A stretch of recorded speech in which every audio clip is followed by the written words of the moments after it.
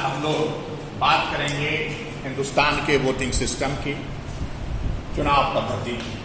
हिंदुस्तान में, भारत में दो तरह के चुनाव पद्धतियों को अपनाया गया है। पहला first pass the post voting system और दूसरा है single transferable voting system. First pass the post voting system को हिंदी में सर्वाधिक मत पाने वाले की जीत पद्धति के रूप में आप समझ सकते हैं, और सिंगल ट्रांसफरेबल वोटिंग सिस्टम को एकल संक्रमणीय मत पद्धति के रूप में जाना जाता है। आज हम लोग इन्हीं दोनों पद्धतियों को समझने का प्रयास करेंगे। हम संसद के लोकसभा, राज्यों की विधानसभा और स्थानीय निकायों के चुनाव में first pass the post voting system को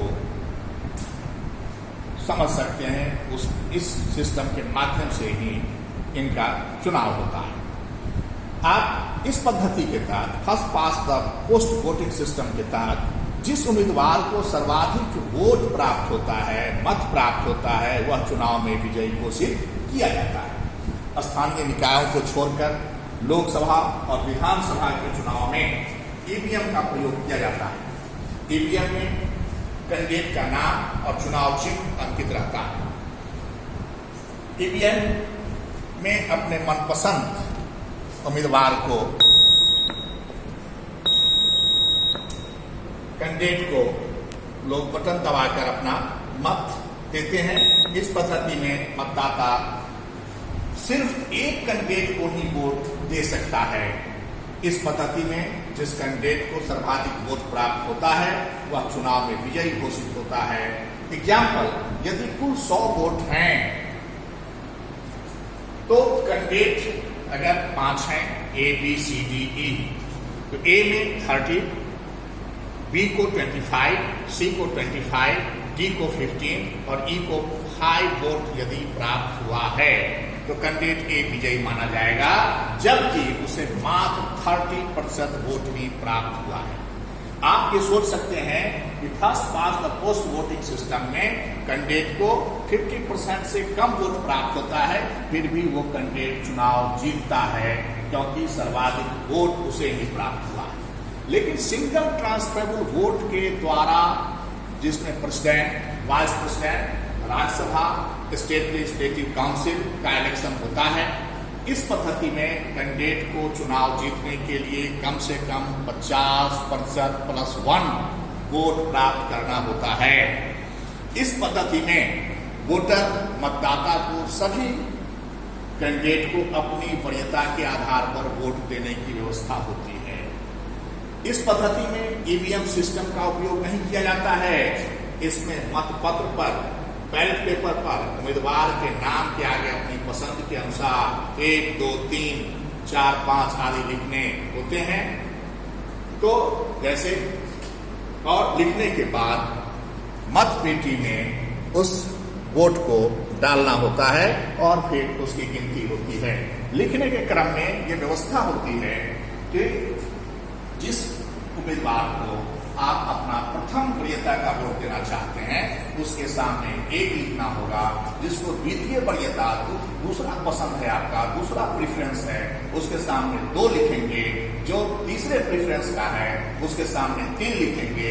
जो जिसको आप चौथे नंबर पर रखते हैं उसके सामने 4 लिखेंगे, और जिसको आप 5वें नंबर पर रखना चाहते हैं उसके सामने 5 लिखेंगे। और इस तरह से आप सारे उम्मीदवारों को, सारे कैंडिडेट को वोट दे सकते हैं। जब वोटों की गिनती होती है, अर्थात मतगणना होती है, तो वोट ट्रांसफर होता है। यह ट्रांसफर कैसे होता है इसे समझना अत्यंत आवश्यक है। यही जो है वो सबसे कठिन बात है, जिसको सामान्य लोग नहीं समझ पाते कि एकल संक्रमणीय मत पद्धति में वोट का, सिंगल ट्रांसफरेबल वोटिंग सिस्टम में वोट ट्रांसफर कैसे होता है। इसलिए यहाँ ध्यान देने की जरूरत है। किसी भी उम्मीदवार को जब 50% प्लस 1 वोट प्राप्त नहीं होता है तो सबसे कम वोट प्राप्त करने वाले उम्मीदवार को रेस से बाहर कर दिया जाता है, और उसे जो मत प्राप्त हुए होते हैं उस वोट को सेकेंड प्रेफरेंस देखा जाता है और अन्य उम्मीदवारों में वितरित कर दिया जाता है। यह प्रक्रिया तब तक चलती है जब तक कि किसी एक उम्मीदवार को 50% प्लस 1 वोट से ज्यादा प्राप्त नहीं हो जाता। उदाहरण स्वरूप कुल वैध मत मान लिया जाए कि 100 है और कैंडिडेट फिर 5 हैं। एक कैंडिडेट जिसका नाम राम है, दूसरे का मोहन है, तीसरे का सोहन है, चौथे का अर्जुन है, 5वें का गीता है और 100 लोगों ने इनको वोट दिया है। उसमें राम को 20, मोहन को 35, सोहन को 25, अर्जुन को 15 और गीता को 5 वोट प्राप्त हुए। लेकिन किसी को भी 50% प्लस 1 वोट प्राप्त नहीं हुए हैं। तो फर्स्ट प्रेफरेंस के आधार पर इसमें से कोई भी कैंडिडेट चुनाव जीत नहीं रहा है। तो ऐसी स्थिति में क्या होगा कि इसमें जो सबसे कम वोट पाया है वो गीता पाई है, इसको रेस से बाहर कर दिया जाएगा। तो जब इसको रेस से हम बाहर करेंगे तो रेस से बाहर करने के बाद रेस से बाहर जब करेंगे तो इसके जो 5 वोट हैं वो 5 वोट अब क्या होगा इसको समझने का कोशिश करिए। ये जो 5 वोट है ये अब इसमें फट जाएगा। कहाँ? राम, मोहन, सोहन, अर्जुन। इसका 5 वोट का हम सेकेंड प्रेफरेंस देखेंगे। सेकेंड प्रेफरेंस में मान लीजिए कि 2 वोट राम को मिला, 2 वोट मोहन को मिला और 1 वोट अर्जुन को मिला। तो ये अब कितना हो गया? वो राम को मिल गया 22, मोहन को मिल गया 37 और अर्जुन को मिल गया 16 और सोहन को 25 मिला गया। तो अब इस तरह से आप ये देखें कि अब इसमें जो सबसे कम, क्योंकि अभी भी कोई भी कैंडिडेट 50% प्लस 1 वोट प्राप्त करने में सफल नहीं हुआ है।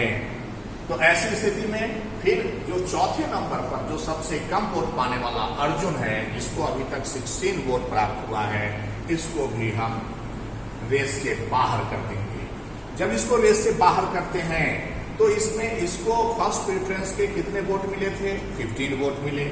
तो इसको फर्स्ट प्रेफरेंस का जो वोट है उसमें देखा जाएगा कि इसमें सेकेंड प्रेफरेंस के कितने वोट, इसके जो वोटर है उन्होंने सेकेंड प्रेफरेंस में किसको कितना वोट दिया है। तो उसमें हम देखते हैं कि सेकेंड प्रेफरेंस में मोहन को 12 वोट मिले, लेकिन 12 वोट मोहन को मिले हैं, 2 वोट गीता को मिल गए हैं।